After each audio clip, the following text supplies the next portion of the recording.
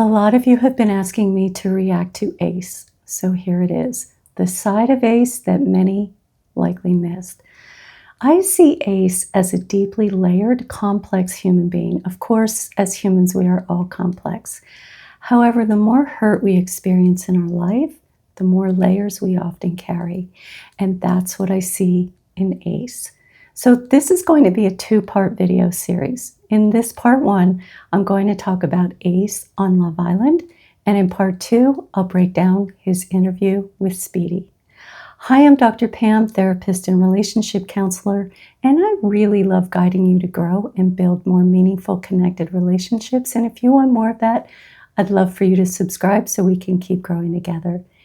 And if you are here regularly, please know that it means so much to me. I have deeply valued your comments, and I am so happy that you find value in these videos. That's why I make them. Okay, let's just dive right in, and Ace can tell us some of what he goes through in his own words. I remember through high school, I'm going to school in a nice neighborhood, and I'm going back home in Watts or Long Beach or shit like that, and I'm sleeping on a damn beach chair. I feel like I've grown up really, really fast. I've been through a lot of shit very, very early, and I don't know, it's been tough for me to find that sense of happiness or a place where I feel like I belong. It may seem like Ace didn't say much here, but he actually revealed a lot. When he shared that he was in a nice neighborhood but sleeping on a beach chair, he was describing the painful impact of comparison. Being surrounded by privilege while feeling excluded from it, that can leave a lasting imprint of shame. I didn't show you this part, but Ace also mentioned that he appreciates life more now. But the real challenge is holding that gratitude while still carrying the weight of likely shame that he feels from those comparisons that he felt growing up. Those two truths are hard to carry at the same time and often feel like they contradict each other. He also said that he went through a lot early on, which tells me that his trauma started very young. And if it hasn't been addressed for him, then it's not just his past, it's something that he carries day to day. And we'll see more of how that shows up in the villa. He also shared that he had to grow up fast. And you can actually see traces of that in how guarded he is and how hard it is for him to show vulnerability and how quickly he gives advice to others. That often comes from stepping into an adult role too early in life, where fixing things feels safer than showing your own pain, and advising others protects against the helplessness that you once felt as a child. And here's the deeper layer. When someone experiences growing up too early, they often miss pieces of their own development.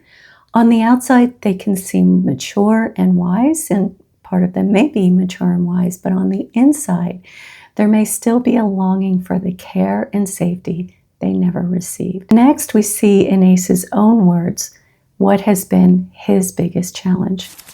I've been through some shit. I've been let down a lot of times. It takes me a little bit of time to get to know somebody, to fully trust them. Yeah. And I don't trust easily, and that's been like my number one issue in life. So Ace shares again that he has gone through a lot when he was young, and being let down has made it difficult for him to trust. And when you pair that with unhealed trauma, as an adult, it creates an especially heavy burden. He also admitted that he struggles to find happiness in the sense of truly belonging. That's the painful bind. He longs for belonging, while at the same time finding it hard to trust others enough to let himself feel like he belongs. When someone has been let down repeatedly, they often develop very high standards for what being let down means, and that can make even small disappointments feel like major disappointments. And here's when it gets even more complicated. For someone who already struggles with trust, once they do extend that trust, and it feels like it has been broken, even by something that they may be perceiving inaccurately, it can feel impossible to repair. And I say perceived because relationships are complex, and so are people. And what feels like a betrayal to one person may look like a misunderstanding to another. The insight that I want to share with you here is this. When distrust and the longing for belonging live side by side, relationships often become fragile. Instead of leaning into repair and understanding, the tendency is to self-protect and cut off. And that may keep someone safe from further hurt, but it also keeps them from ever experiencing the very belonging that they crave. So I want to break down some of Ace's interactions on the show, but first I want to show you how Ace perceives himself and why America voted differently. We asked America to rank the boys from most to least. Genuine. Boys, get into the position you think you should be in now. I think TJ's got to go first. I feel like Zach's got to be last just because of the other night. Bam! I'm going most. Ninth is Ace. It's a little questionable for me and puzzling. I wish I could have got like a little bit of constructive criticism. So why does Ace believe that he is the most genuine yet ends up being voted ninth?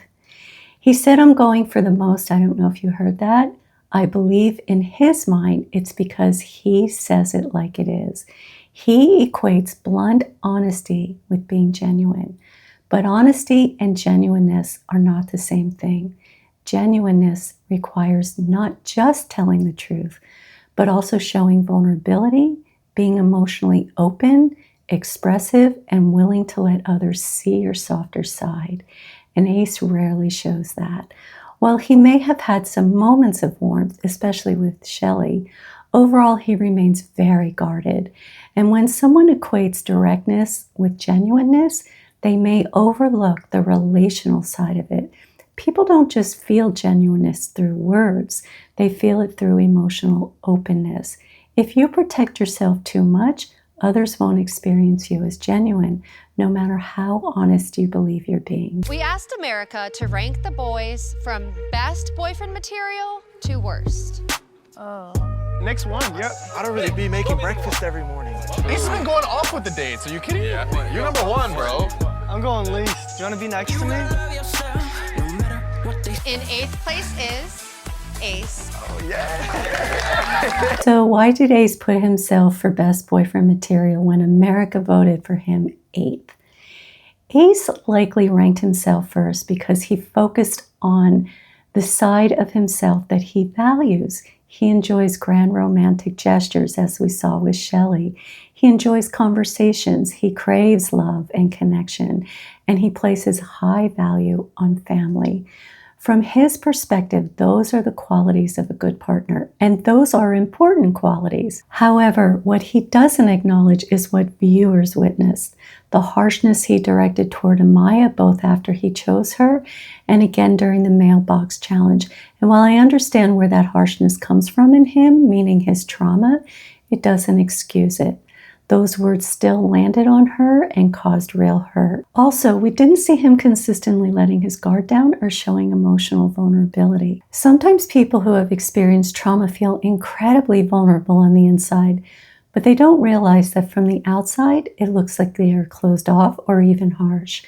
That gap can create a mismatch where they believe they're offering love and intimacy, but others experience them as guarded.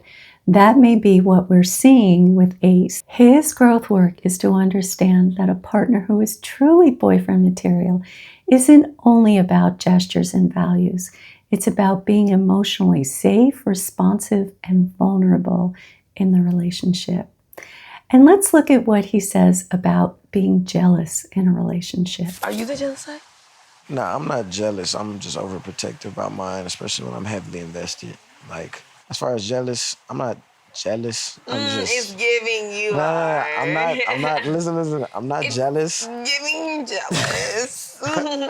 I'm not jealous, but Stand in your truth, babes. I don't play with that shit. I'm dead ass. Like, Okay. She is calling him out as being jealous. Ace is very measured in how he uses his words. He doesn't like the word jealous being attached to him because of its negative connotation. So he shifts it to something that sounds more positive, like heavily invested and overprotective. Because trauma can create deep shame, a person may feel the need to present things in a more positive light, even if it isn't fully accurate. Shifting the language gives him a sense of control, allowing him to protect his image and avoid the vulnerability of admitting to feelings that trigger shame. Do you remember this? Eyes front. This is eyes front. Eyes front. Are you the jealous type? Yeah, for sure. So, yeah, a little bit jealous, but like never that serious. Okay. So he acknowledges a little bit jealous. Of course, we don't know exactly what he means when he says never that serious. But what matters here is this. Jealousy is not a healthy foundation for relationships. Security is. And for someone who has experienced repeated letdowns like Ace described, a sense of security doesn't come easily.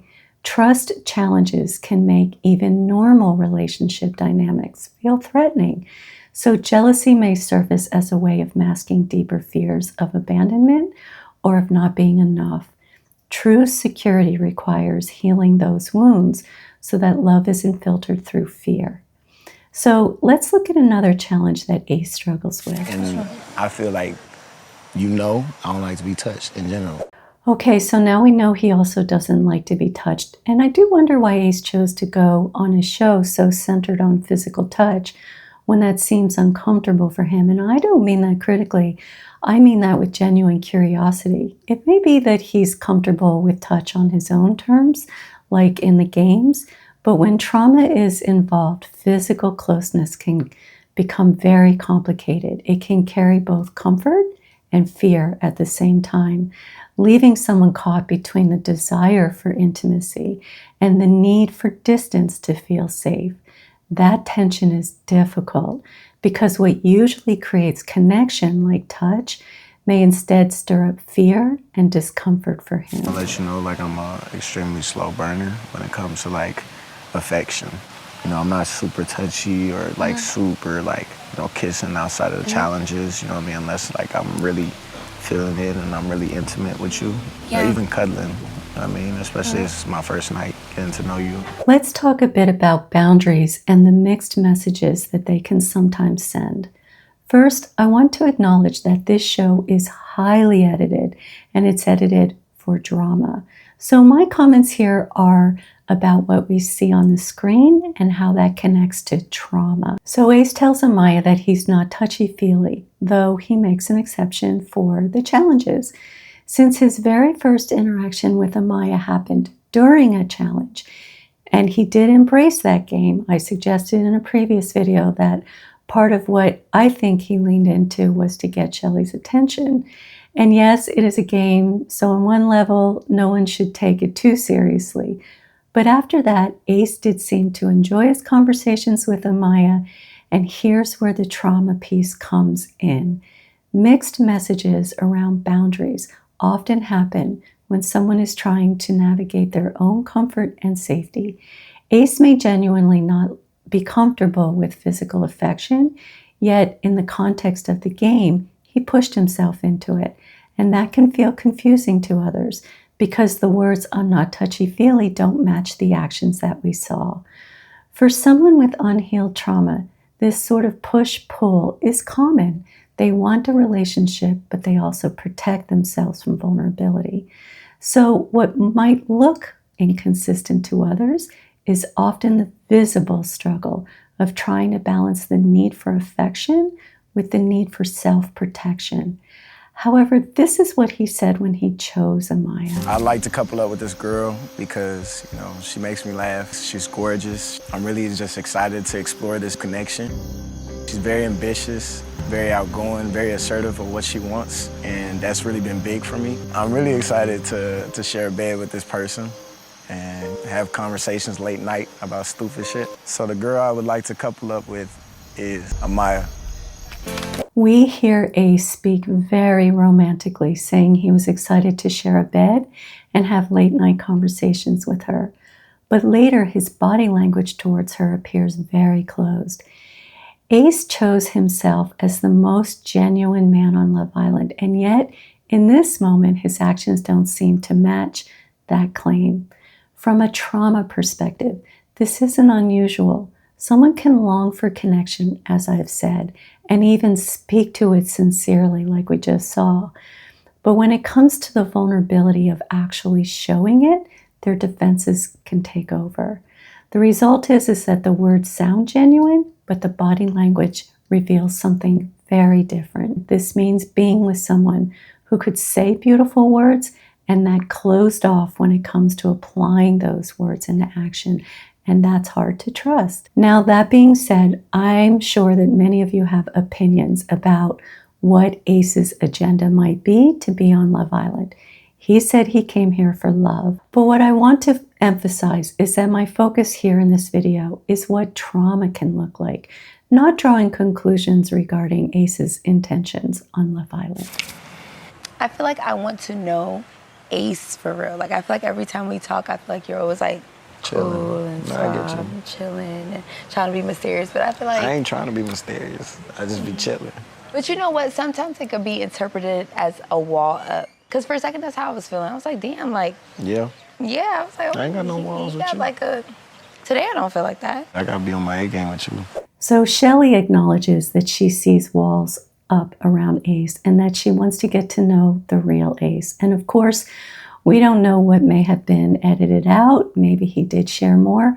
But from what we saw, he didn't directly address her concern. So let's look at this through a trauma lens, not an Ace lens, because we don't know everything he said. When someone carries unhealed trauma, walls often become their protection. Those walls can feel necessary to help them feel safe, but they can also come with a cost. The same walls that protect also isolate. They keep a person from the very closeness and connection that they long for. And here's the painful paradox. What protects them in the short term can end up reinforcing the loneliness they most want to escape.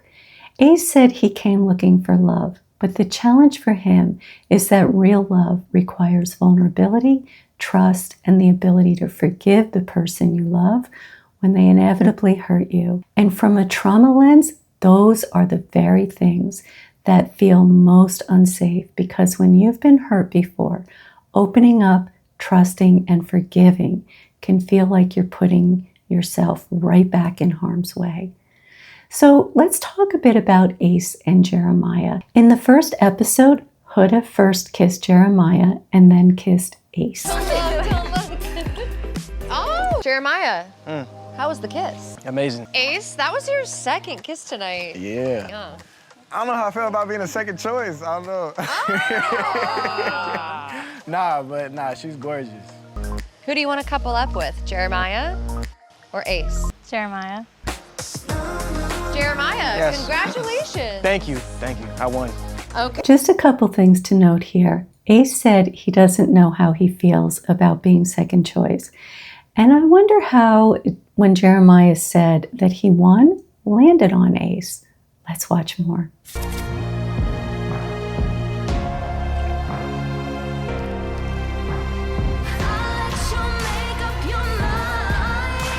So Ace chooses Huda to kiss, which in itself is fine since the point of the show is to explore connections. But this is where things start to become troubling. Who kissed who? Who kissed me? Okay. You gonna leave me hanging, God? Okay, so who is it? I'm saying. Oh, you saying one of ours got up?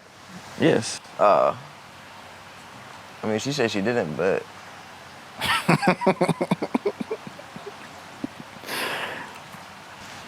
I could be guessing. I don't know. Ace seems to enjoy getting into Jeremiah's head. Is it because Huda chose Jeremiah and not him? Or does he see Jeremiah's uncertainty and vulnerability and take some satisfaction in messing with him? We can't know for sure. But it's clear that something about Jeremiah triggered Ace because he kept targeting him. You don't see that? That's crazy. Cover your ears. We found a connection and we instantly liked each other, and then we explored that further. You bullshitting. I'm not going for that bullshit. You What's the lying. bullshit? You lying, What am I bro. lying about? You acting like you all about one person day one. That's scamming to me. Off the rip, Like you that's said. If you watched my reunion video, you know that I don't believe that Jeremiah was lying about anything And at the reunion, he did do an excellent job of advocating for himself with Ace. He was also clear in saying that he felt hurt when Ace accused him of scamming. And let's not forget, Ace came after Jeremiah like this right after America voted to couple Jeremiah up with Iris. So Jeremiah was already emotionally struggling at that point. Whatever Ace was wrestling with within himself in relation to Jeremiah, it really wasn't about Jeremiah. It's more likely that something in Jeremiah triggered Ace. And we also don't know if Ace was projecting. But this is an important trauma dynamic to notice. Often when someone is carrying unhealed trauma wounds, they can project those struggles onto others. In this case, Ace's reaction says more about his own unresolved trauma and defenses than it does about Jeremiah's behavior. And then he targets Jeremiah indirectly through Huda. When I'm seeing the conversations that you guys are talking in, that scares me because I feel it's mad love bombing.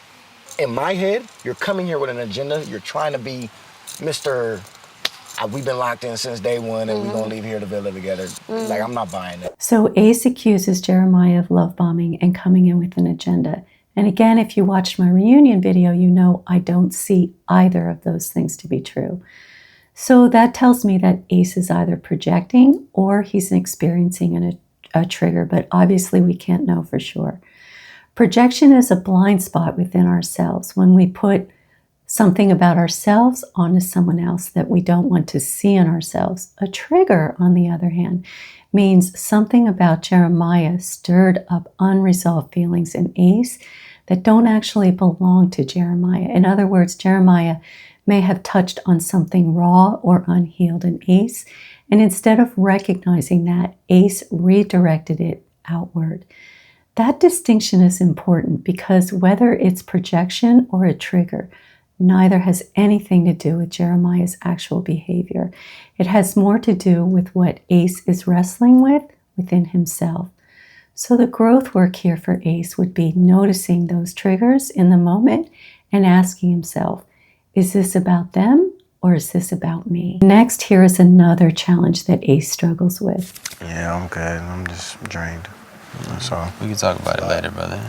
Honestly, it's kind of hard to see the light at the end of the tunnel with this whole situation. But this is still a big-ass issue. You know what I mean? Like, how is it that this dude can have one conversation with Chelley since he's been back and it's all this torn type of mentality, or I'm still finding out if I want this, and I'm still, like, it's problems on top of problems, and I've still made double the amount of effort. Ace will struggle in relationships when he feels helpless, hopeless, or rejected. And that is exactly what he's describing here.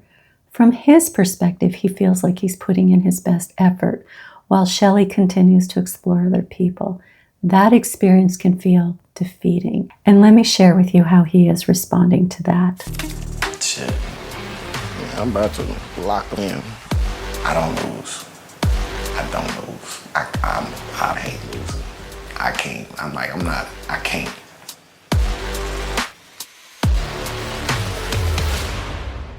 Here's the challenge. When you've experienced trauma, you have to carefully examine what investment in a relationship really means. True investment isn't about proving yourself or making sure you don't lose. It's about letting your walls down, allowing yourself to be vulnerable, and trusting that love isn't a competition. When Ace says, I don't lose, he's framing the relationship like a contest, winning versus losing. But relationships don't work that way. It's not about who wins, it's about whether two people can create safety, trust, and connection with each other. And for someone with trauma, shifting from that mindset of self-protection to one of openness is often the hardest, but also the most necessary part of love. So this next clip that I'm going to show you takes place after the game, where America voted on the categories like most genuine and best couple. As I showed you that Ace saw himself as the top choice in everything, but instead America voted him and Chelley as the least. And this is what he shared with Chelley. And then, I mean, at that point, it wasn't a surprise that we were both at the bottom as a couple. I'm looking back at the categories. It was like most genuine, trustworthy. It was just like, damn, this was y'all thing? Like, That was what the most important thing was to me, is to make sure you didn't look at me any type of different way. Here's where we see Ace in a vulnerable and frightened place. You know, this is where you have compassion and empathy for him. And that's the thing about vulnerability. We can extend compassion and empathy to someone when they show vulnerability. It's harder to do that when people are guarded. So for him, the thought of letting Chelley down or being seen in a negative light is overwhelming for him. Because throughout the series, he has mostly shown himself as a confident and self-assured person. And, you know, part of him is, but a part of him is not. That's the image he relies on to feel safe. So the possibility that Chelley might see him differently shakes him at his core. For someone like Ace, who has built his identity around being strong, being viewed as weak or inadequate, feels almost unbearable for him. And in this moment with Chelley, he reveals the tension between the image he wants to project and the tender fear underneath of not being enough, which is a common fear, especially for men who have endured trauma at a young age. And finally, we see Ace read what he wrote to Chelley. That I wrote for you. that you wrote? I wrote. Bear with me, because I'm nervous as shit. What he's really saying here is, I don't step into vulnerability easily. So he shares his thoughts and feelings with Chelley, and then he says this. Well, who is Ace? Ace is a person who has been hurt by love and put his heart on restraint. Since day one, I have loved your willingness to pay attention to detail and understand me for who I am, regardless of the bickering, arguing, and complaints. Ace acknowledges that he has been hurt by love. The best thing that he can do moving forward is to grow from that hurt by gaining self-awareness, developing insight, and learning to understand and manage his triggers. That's the real work of healing. Because if he can turn his pain into growth, then instead of being defined by past wounds, he can create relationships that feel safer, more connected, and more fulfilling. Well, that is a wrap on this episode. Make sure to come back for part 2 when I break down Ace's interview with Speedy. See you next time.